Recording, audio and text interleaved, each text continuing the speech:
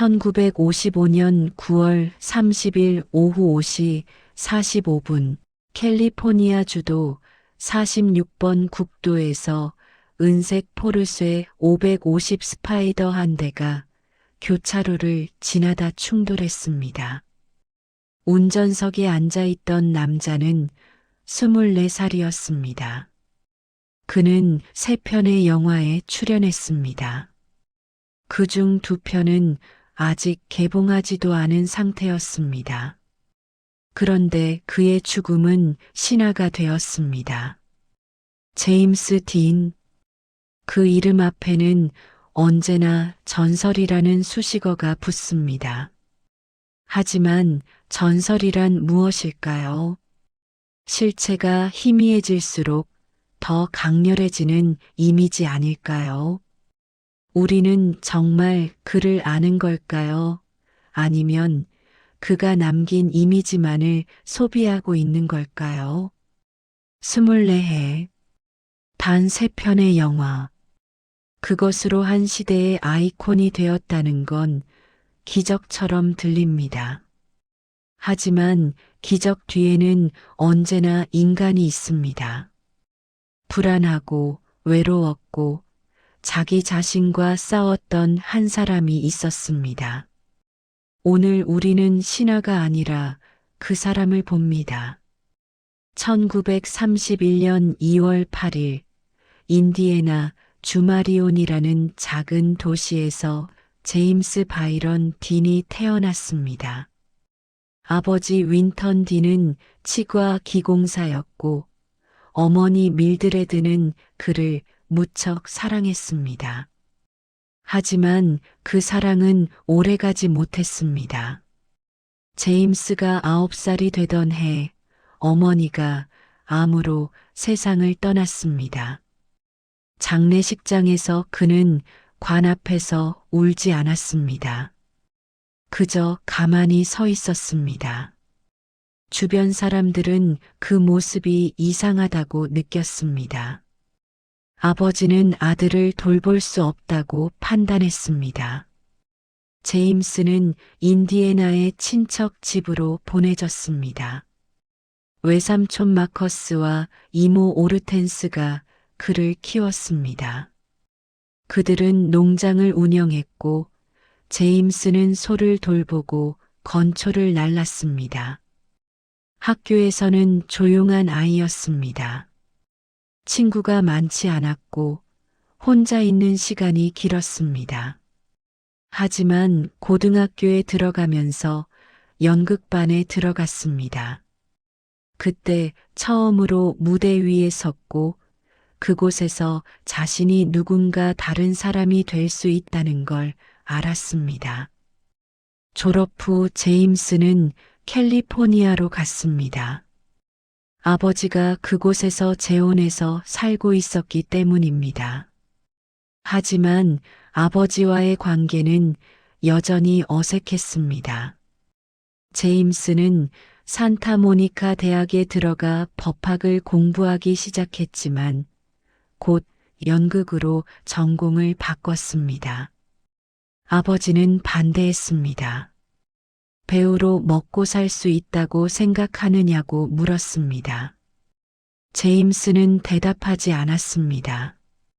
1950년 제임스는 UCLA로 옮겼습니다. 연기를 본격적으로 배우기 시작했습니다. 하지만 1년 만에 학교를 그만뒀습니다. 더 이상 기다릴 수 없다고 생각했습니다. 그는 뉴욕으로 갔습니다.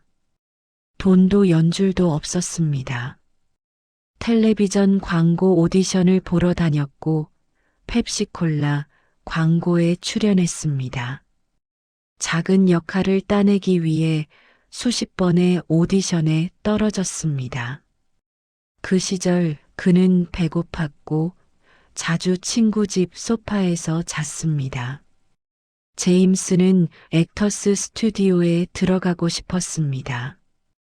당시 뉴욕에서 가장 유명한 연기 학교였고 엘리야 카잔과 리 스트라스버그 같은 거장들이 가르쳤습니다. 그곳은 메소드 연기를 가르쳤습니다. 배우가 캐릭터의 감정을 자신의 경험에서 끌어내는 방식이었습니다. 제임스는 오디션을 받고 합격했습니다. 그는 스트라스버그의 수업을 들으며 자신의 과거를 캐기 시작했습니다. 어머니의 죽음, 아버지의 거부, 외로움, 분노. 그 모든 것을 연기의 재료로 썼습니다. 그 시절 제임스는 예민하고 불안정한 사람이었습니다. 친구들은 그가 갑자기 사라지거나 약속을 어기거나 이유 없이 화를 내는 걸 자주 봤습니다. 하지만 무대 위에서는 달랐습니다. 그는 집중했고 몰입했고 자신이 아닌 다른 사람이 되었습니다. 그건 도피였을 수도 있고 해방이었을 수도 있습니다. 1952년 제임스는 브로드웨이 무대에 섰습니다. 작은 역할이었지만 그는 주목받기 시작했습니다. 연출가들이 그의 이름을 기억했습니다. 그리고 1954년 엘리야 카잔이 그를 불렀습니다. 카잔은 존 스타인백의 소설 에덴의 동쪽을 영화로 만들 계획이었습니다. 주인공 칼 역을 맡을 배우를 찾고 있었습니다. 카잔은 제임스를 보자마자 알았습니다. 이 청년이 칼이라는 걸. 에덴의 동쪽은 아버지의 사랑을 갈구하지만 끝내 받지 못하는 아들의 이야기입니다. 칼은 형에게 밀리고 아버지에게 거부당하고 자신의 선의조차 오해받습니다. 제임스는 이 역할을 자신의 삶에서 끌어냈습니다. 촬영 내내 그는 긴장 상태에 있었습니다. 감정을 조절하지 못할 때가 많았고 카자는 그걸 그대로 카메라에 담았습니다. 영화의 한 장면에서 칼은 아버지에게 선물을 건넵니다. 돈을 벌어서 아버지를 기쁘게 해주고 싶었던 겁니다. 하지만 아버지는 그 돈을 거부합니다. 칼은 무너집니다. 제임스는 그 장면을 찍으면서 실제로 울었습니다. 카메라가 멈춘 뒤에도 울음을 멈추지 못했습니다. 카자는 그를 그대로 두었습니다. 에덴의 동쪽은 1955년 3월에 개봉했습니다. 반응은 폭발적이었습니다. 평론가들은 제임스 딘이라는 새로운 배우에 대해 이야기했습니다. 관객들, 특히 젊은 세대는 그에게서 자신들을 봤습니다. 이해받지 못하는 분노, 표현되지 않는 외로움, 어른들의 세계와 충돌하는 감정. 제임스 딘은 하룻밤 사이에 스타가 되었습니다. 하지만 그는 명성을 불편해했습니다. 사람들이 자신을 알아보는 걸 싫어했고 인터뷰를 거부했습니다. 기자들은 그를 반항하라고 불렀지만 그건 정확하지 않았습니다. 그는 반항하는 게 아니라 적응하지 못하는 거였습니다. 할리우드의 파티에 가면 구석에 혼자 서 있었고 사람들이 말을 걸면 짧게 대답하고 사라졌습니다. 에덴의 동쪽이 개봉하기 전 제임스는 이미 두 번째 영화를 촬영하고 있었습니다. 니콜라스 레이 감독의 이유 없는 반항이었습니다. 이 영화는 1950년대 미국 10대들의 이야기였습니다. 부모와 소통하지 못하고 학교에서 소외되고 폭력과 불안 속에서 방황하는 아이들. 제임스는 짐 스타크라는 주인공을 맡았습니다. 짐 스타크는 새로운 학교로 전학 온 소년입니다. 그는 싸움에 휘말리고 경찰서에 끌려가고 부모와 충돌합니다. 하지만 그는 나쁜 아이가 아닙니다. 그저 이해받고 싶을 뿐입니다. 제임스는 이 캐릭터를 연기하면서 자신의 10대 시절을 다시 살았습니다. 촬영장에서 그는 대사를 바꾸고 장면을 즉흥적으로 연기했습니다. 니콜라스 레이는 그에게 자유를 주었습니다. 영화의 한 장면에서 짐은 아버지와 대화합니다. 아버지는 앞치마를 두르고 집안일을 하고 있고 어머니는 아버지를 무시합니다. 짐은 아버지에게 소리칩니다. 남자답게 굴어요. 제임스는 이 장면을 찍으면서 격렬하게 움직였습니다. 아버지 역을 맡은 배우를 흔들고 바닥에 쓰러졌습니다. 그건 대본에 없던 행동이었지만 카메라는 계속 돌아갔습니다. 이유 없는 반항은 청소년 영화의 역사를 바꿨습니다. 그 전까지 10대들은 영화에서 배경이거나 문제였습니다. 하지만 이 영화는 그들을 주인공으로 만들었습니다. 제임스 딘은 그들의 얼굴이 되었습니다. 빨간 재킷을 입고 담배를 물고 세상을 향해 중얼거리는 소년. 그 이미지는 1950년대를 넘어 지금까지 이어지고 있습니다. 하지만 제임스 자신은 그 이미지와 거리가 있었습니다. 그는 반항아처럼 보였지만 실제로는 불안한 사람이었습니다. 촬영이 끝나면 혼자 차를 몰고 사막으로 갔습니다. 밤새 운전하고 아침에 돌아왔습니다. 친구들은 그가 무엇을 찾는지 몰랐습니다. 아마 그 자신도 몰랐을 겁니다. 세 번째 영화는 거인이었습니다. 조지 스티븐스 감독의 이 영화는 텍사스의 한 가문을 다룬 대서사였습니다. 제임스는 제트 링크라는 목장 노동자 역할을 맡았습니다. 가난한 청년에서 석유 재벌로 성공하지만 결국 외로움 속에서 늙어가는 인물이었습니다. 이 역할은 그의 나이가 10대부터 50대까지 변화하는 어려운 연기였습니다. 거인의 촬영은 힘들었습니다. 텍사스의 더위, 긴 촬영 스케줄, 그리고 조지 스티븐스 감독의 까다로운 연출. 제임스는 록 허드슨, 엘리자베스 테일러 같은 대스타들과 함께 일했습니다. 록 허드슨은 제임스를 좋아하지 않았습니다. 제임스가 촬영장에 늦게 오고 대사를 바꾸고 감독의 지시를 무시한다고 불평했습니다. 하지만 엘리자베스 테일러는 그를 이해했습니다. 그녀는 제임스가 완벽주의자라는 걸 알았습니다. 그는 자신이 납득할 수 없는 장면을 찍지 않으려 했습니다. 거인의 마지막 장면에서 늙은 제트 링크는 텅 빈 저택에서 혼자 술을 마십니다. 그는 모든 걸 가졌지만 아무것도 없습니다. 제임스는 이 장면을 찍을 때 술에 취한 연기를 했습니다. 혀가 꼬이고 몸이 비틀거리고 눈이 풀렸습니다. 그 연기는 너무 생생해서 스티븐스 감독조차 놀랐습니다.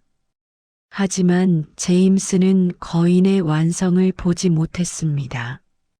촬영이 끝난 건 1955년 9월이었습니다. 그리고 그달 말 그는 죽었습니다. 제임스 딘은 자동차를 사랑했습니다. 속도를 사랑했습니다. 할리우드에서 성공한 뒤 그는 레이싱에 빠졌습니다. 주말마다 캘리포니아의 서킷을 돌았고 실력이 빠르게 늘었습니다. 친구들은 그가 위험하게 운전한다고 걱정했습니다. 하지만 제임스는 듣지 않았습니다. 빨리 살고 싶어. 아름다운 시체로 남고 싶어라고 말했다는 증언이 있습니다. 농담이었을 수도 있고 진심이었을 수도 있습니다. 1955년 9월 30일 제임스는 새로 산 포르쉐 550 스파이더를 몰고 살리나스로 가고 있었습니다. 그곳에서 레이스가 열릴 예정이었습니다. 동승자는 정비사 롤프 비테리히였습니다. 오후 5시 45분, 주도 46번. 국도의 교차로에서 맞은편에서 오던 차가 좌회전하면서 제임스의 차와 충돌했습니다. 제임스는 즉사했습니다. 24살이었습니다. 그의 장례식에는 수천 명이 몰려들었습니다. 대부분은 그를 본 적도 없는 사람들이었습니다. 그들은 에덴의 동쪽에서 본 칼을, 이유 없는 반항에서 본 짐을 애도했습니다. 제임스 딘이라는 실제 인간이 아니라 스크린 속 이미지를 슬퍼했습니다. 이유 없는 반항은 그가 죽은 뒤 한 달 만에 개봉했습니다. 거인은 이듬해에 개봉했습니다. 두 영화 모두 큰 성공을 거뒀습니다. 제임스는 사후에 아카데미 남우주연상 후보에 2번 올랐습니다. 그는 여전히 유일하게 사후 2번 후보에 오른 배우입니다. 하지만 그의 죽음은 단순한 사고가 아니었습니다. 어떤 사람들에게는 상징이 되었습니다. 젊음의 끝, 속도의 대가, 아름다움의 순간성. 그는 늙지 않았고, 실패하지 않았고, 변하지 않았습니다. 그래서 영원해졌습니다. 제임스 딘이 어떤 사람이었는지는 이제 알 수 없습니다. 그를 아는 사람들은 대부분 세상을 떠났고 남은 건 인터뷰와 사진과 영화뿐입니다. 그리고 그의 말 몇 마디. 꿈이 있다면 그걸 이룰 수 있어. 언제나 기억해. 전체는 부분들의 합보다 크다는 걸. 또 다른 인터뷰에서 그는 이렇게 말했습니다. 나는 영원히 살고 싶지 않아. 지금을 살고 싶어. 제임스 딘은 지금을 살았습니다.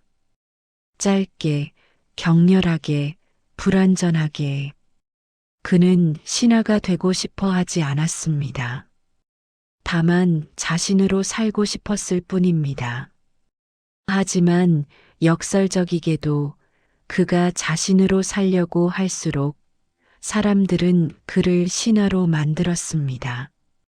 1955년 9월 30일 이후 세상은 계속 돌아갔습니다. 새로운 배우들이 나타났고 새로운 영화들이 만들어졌습니다. 하지만 제임스 딘은 그대로 남았습니다. 빨간 재킷을 입은 채 24살의 얼굴로 스크린 속에서 그는 시간을 이겼습니다. 죽음으로. 우리는 그를 전설이라고 부르지만 전설이란 결국 우리가 만든 이야기입니다. 실제 제임스 딘은 어땠을까요? 어머니를 잃은 소년, 아버지에게 거부당한 청년, 사랑받고 싶었지만 방법을 몰랐던 배우. 그는 완벽하지 않았고 때로는 이기적이었고 자주 외로웠습니다. 하지만 그는 자신의 모든 것을 연기에 쏟아부었습니다. 그리고 그 연기는 지금도 살아 있습니다. 제임스 딘의 삶은 우리에게 묻습니다. 무엇이 중요한가? 길게 사는 것인가? 깊게 사는 것인가? 안전한 길을 가는 것인가? 자신만의 길을 만드는 것인가? 그는 답을 주지 않습니다. 다만 하나의 가능성을 보여줄 뿐입니다. 이런 식으로 살 수도 있다고. 이렇게 빨리 타오르다 사라질 수도 있다고. 24해, 3편의 영화, 그리고 하나의 전설. 제임스 딘은 그렇게 남았습니다. 완성되지 않은 채로, 질문으로, 가능성으로. 우리가 그를 기억하는 이유는 그가 위대해서가 아닙니다. 그가 우리와 닮았기 때문입니다. 불완전하고 불안하고 그럼에도 무언가를 향해 달려갔던 한 사람. 그 사람이 우리에게 남긴 건 답이 아니라 울림입니다. 그리고 그 울림은 지금도 계속되고 있습니다.